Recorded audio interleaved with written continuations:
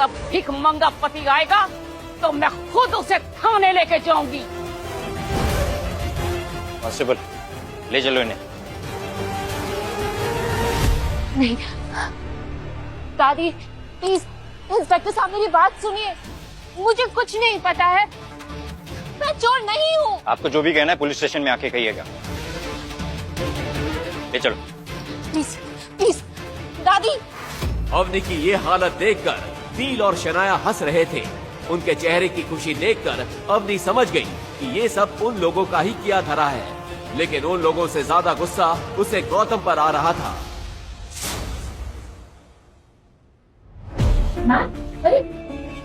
दादाजी की शर्त जाए भाड़ में, इन सब जंजाल के खत्म होते ही मैं गौतम को तलाक दे दूंगी। तभी कांस्टेबल ने अपने कंप्यूटर पर कुछ ऐसा देखा जिससे उसके चेहरे का रंग उड़ गया। वो तुरंत इंस्पेक्टर के पास दौड़ा और उसके कानों में कुछ फुसफुसाया। ये सुनकर इंस्पेक्टर खुद तेज कदमों से कंप्यूटर की तरफ बढ़ा और जो उसने देखा उसके होश उड़ गए।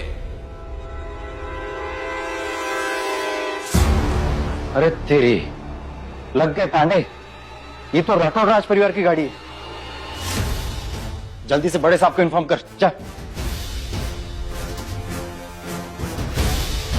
अब तो तुम भगवान को याद करना शुरू कर दो। राठौड़ राज परिवार की पूरे राजस्थान में बहुत इज्जत थी। उन लोगों का नाम सुनकर अवनी के पसीने छूट गए। राठौड़ राज परिवार, और अब तक एक भी कंप्लेंट नहीं। लगता है अग्रवाल फैमिली का वक्त आ गया है। वहीं दूसरी ओर गौतम जब घर लौटा तो अवनी को ना देखकर उसे अजीब लगा। ये अवनी कहाँ चली गई? आज मुझे ऑफिस पहुंचाने के लिए भी नहीं बोला, फोन भी नहीं लग रहा है, कहाँ जा सकती है? इसी अफरा तफरी के बीच नील अपने नए अंदाज और शातिर मुस्कान के साथ वहां पहुंचा। उसकी आंखें सीधा गौतम पर टिक गईं, जैसे किसी शिकारी ने अपने निशान को पहचान लिया हो। अरे गौतम, क्या हुआ? अवनी को ढूंढ रहे, लेकिन उसे तो पुलिस पकड़ के ले गई। पुलिस?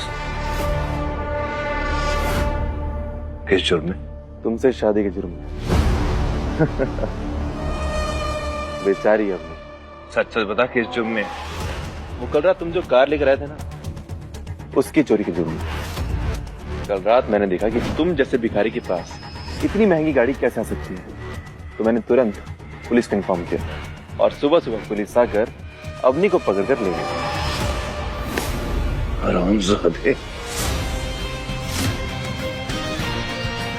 तूने अच्छा नहीं किया। जब तक तुम लोग मेरी भी इज्जत कर रहे थे मैंने कुछ नहीं कहा, लेकिन मेरी बीवी के साथ मैं बर्दाश्त नहीं करूंगा।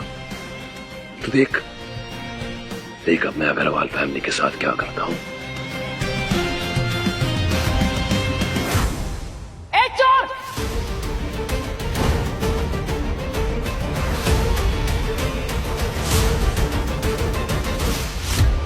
नील, तू उसकी बातें क्या सुन रहा है? इसे पकड़ और थाने लेके जा।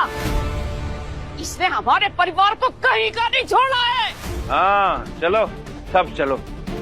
तुम लोगों को भी अंदाजा होना चाहिए कि अवनी के साथ ये सब करके तुम लोगों ने कितनी बड़ी गलती करी है। और दादी साहब नील और शनाया को साथ लेकर पुलिस स्टेशन की तरफ निकल गई, जहां सच और साजिश दोनों उनका इंतजार कर रहे थे। अरे बाप रे, तुरंत अवनी मैडम को छोड़ो। हे भगवान, उन भाई बहन और उस बुढ़िया की बातों में आकर हम कितनी बड़ी भूल कर बैठे।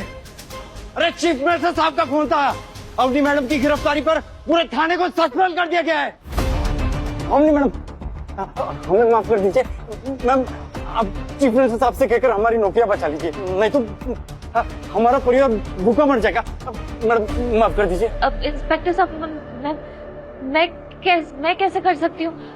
मैं चीफ मिनिस्टर को जानती भी नहीं हूँ। अवनी मैडम, शायद आप नहीं जानती होगी, पर आपके पति जानते हैं। चीफ मिनिस्टर साहब ने खुद कहा कि आज वो जो कुछ भी है सिर्फ और सिर्फ आपके पति की वजह से। मैम, मुझसे बहुत बड़ी भूल होगी, प्लीज माफ कर दीजिए। अपने आप को मार रहे तो माफ कर दीजिए मैम, माफ कर दीजिए। अभी ये सब बात चल ही रही थी कि नील गौतम के साथ थाने पहुंच गया। उनके साथ दादी साहब भी थी। ये सब क्या हो रहा है? अरे इंस्पेक्टर, मैं चोर जमाई को पकड़ के लेकर आई हूँ, देखिए। इंस्पेक्टर की नजर जैसे ही गौतम पर गई, वो चौंक गया और गौतम के सामने जाकर झुक गया। आप छोटे को आप झूठे हुक्म ऐसे। ओ इंस्पेक्टर, चोर को हुक्म तो कह रहे हो? अरे चुप कर बुढ़िया। मैं एक बार चीफ मिनिस्टर साहब के यहाँ पर सिक्योरिटी में लगा था, तो मैं इससे मिल चुका हूँ।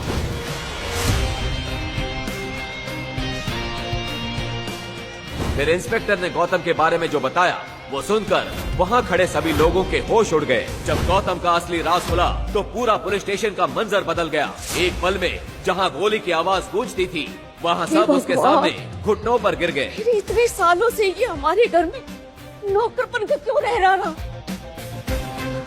क्या सच है गौतम का? अब क्या होगा जब अग्रवाल परिवार गौतम का सच जान गया है? क्या अवनी के दादाजी को गौतम की सच्चाई पता थी? क्यों करवाई थी उन्होंने ये शादी? इन सभी सवालों के जवाब जानने के लिए नीचे दिए गए इंस्टॉल बटन पर क्लिक करके डाउनलोड कीजिए पॉकेट FM और फ्री में सुनिए रॉयल वॉरिस।